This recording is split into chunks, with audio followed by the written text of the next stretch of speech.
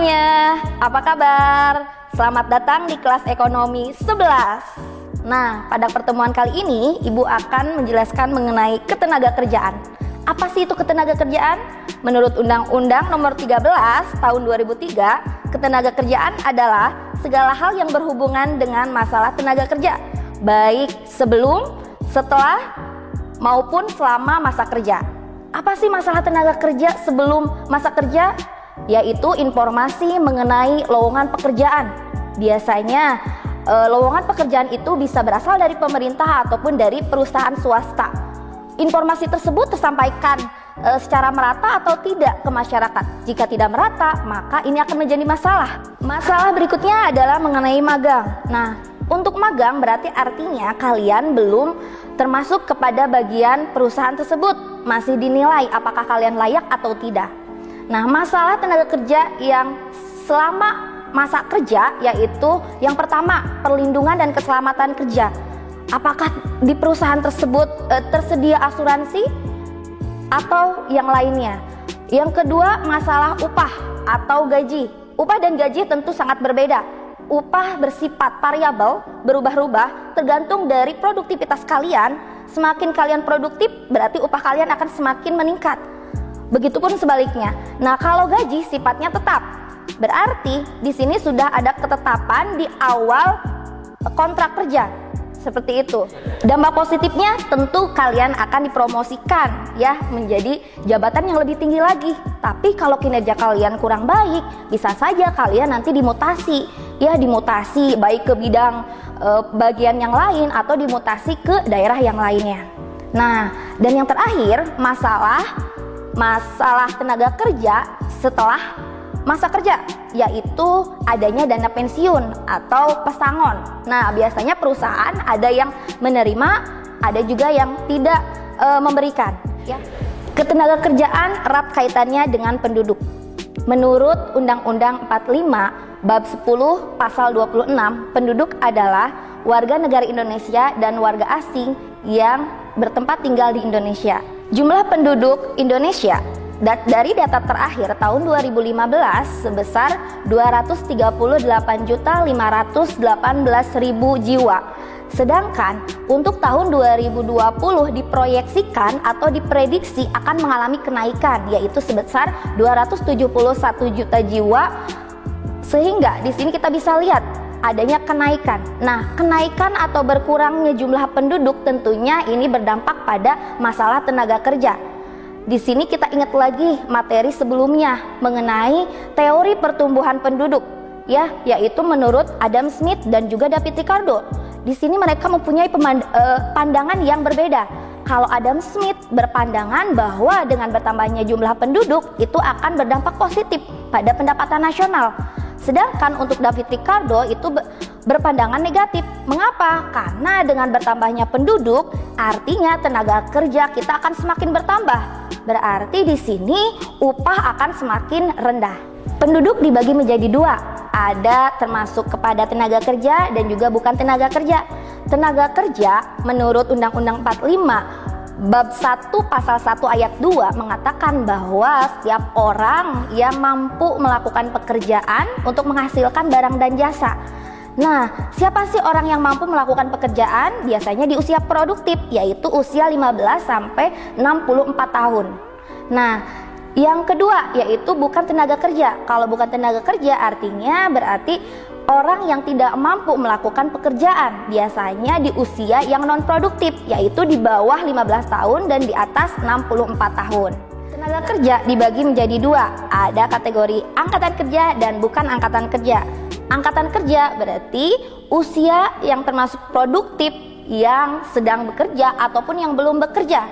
Sedangkan yang bukan termasuk angkatan kerja, usia produktif tapi dia tidak mampu untuk bekerja. Misalkan pelajar ya, atau ibu rumah tangga, atau juga orang yang sakit. Nah, itu termasuk bukan angkatan kerja. Angkatan kerja juga dibagi lagi, ada yang bekerja, ada yang tidak bekerja. Yang tidak bekerja berarti termasuk kepada jenis pengangguran. Untuk mengetahui berapa besar tingkat partisipasi angkatan kerja, kita harus menggunakan rumus TPAK atau tingkat partisipasi angkatan kerja. Rumusnya berarti jumlah angkatan kerja dibagi dengan jumlah usia produktif dikali 100%. Nah, sedangkan untuk mengetahui berapa sih tingkat pengangguran terbuka yang ada di Indonesia, bisa menggunakan rumus pengangguran dibagi dengan angkatan kerja dikali 100%. Mari kita lihat contoh berikut ini. Perhatikanlah tabel di bawah ini, yaitu tabel mengenai jumlah penduduk menurut jenis kegiatannya.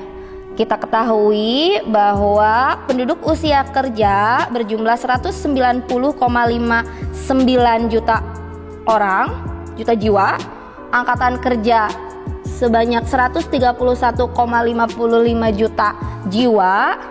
Nah, untuk menghitungnya berarti angkatan kerja dibagi dengan usia kerja, yaitu 131,55 dibagi dengan 190,59 dikali 100%.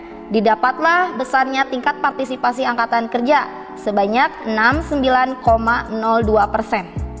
Nah, naik turunnya TPAK memberikan indikasi adanya penurunan atau kenaikan potensi ekonomi, baik dari sisi pasokan tenaga kerjanya. Oke, kita lanjut ya. Begitupun dengan tingkat pengangguran terbuka. Kita ketahui di sini jumlah tingkat penganggurannya sebesar 7,01 juta jiwa. Kita hitung berarti pengangguran dibagi dengan angkatan kerja. Berarti 7,01 dibagi dengan 131,55 juta jiwa dikali 100% didapat 5,33%. Nah, tingkat pengangguran terbuka ini merupakan indikator yang dapat digunakan untuk mengukur tingkat penawaran tenaga kerja yang tidak digunakan atau tidak terserap oleh pasar kerja. Submateri selanjutnya yaitu mengenai jenis-jenis tenaga kerja. Ada 3 jenis tenaga kerja. Yang pertama, tenaga kerja berdasarkan kemampuannya. Yang kedua, tenaga kerja berdasarkan statusnya. Dan yang ketiga, tenaga kerja berdasarkan hubungan dengan produk. Nah, untuk jenis tenaga kerja yang pertama, yaitu berdasarkan kemampuannya, ada 3. Yang pertama, jenis tenaga terdidik. Di sini, tenaga kerja harus membutuhkan adanya jenjang pendidikan yang lebih tinggi. Contohnya seperti guru, dosen, dokter, insinyur, dan yang lainnya. Yang kerja yang kedua yaitu tenaga kerja terlatih. Tenaga kerja ini mengandalkan adanya kemampuan atau kemahiran. Di sini perlunya ada latihan yang terus-menerus, sedangkan jenjang pendidikan tidak menjadi faktor utama. Contohnya seperti supir, montir, dan juga yang lainnya. Yang ketiga yaitu tenaga kerja tidak terdidik dan tidak terlatih. Berarti yang diandalkan oleh tenaga kerja ini hanyalah tenaganya saja. Contohnya seperti kuli bangunan. Nah, jenis tenaga kerja yang kedua yaitu berdasarkan statusnya. Ada 3 jenis lagi. Yang pertama yaitu tenaga kerja lepas atau disebut sebagai freelance. Freelance ini tidak ada ikatan dengan perusahaan. Yang kedua, tenaga kerja kontrak. Nah, untuk tenaga kerja kontrak adanya ikatan dengan waktu tertentu dengan perusahaan. Dan yang ketiga adalah tenaga kerja tetap. Di sini tidak ada waktu tertentu yang telah ditetapkan. Berarti pekerja tersebut sudah menjadi bagian dari perusahaan tersebut. Jenis tenaga kerja yang ketiga yaitu berdasarkan hubungan produk. Ada 2. Yang pertama adalah tenaga kerja langsung dan yang kedua adalah tenaga kerja tidak langsung. Untuk tenaga kerja langsung berarti di sini tenaga kerja itu langsung berhubungan dengan proses produksi. Contohnya berarti tenaga kerja yang berada di bidang produksi.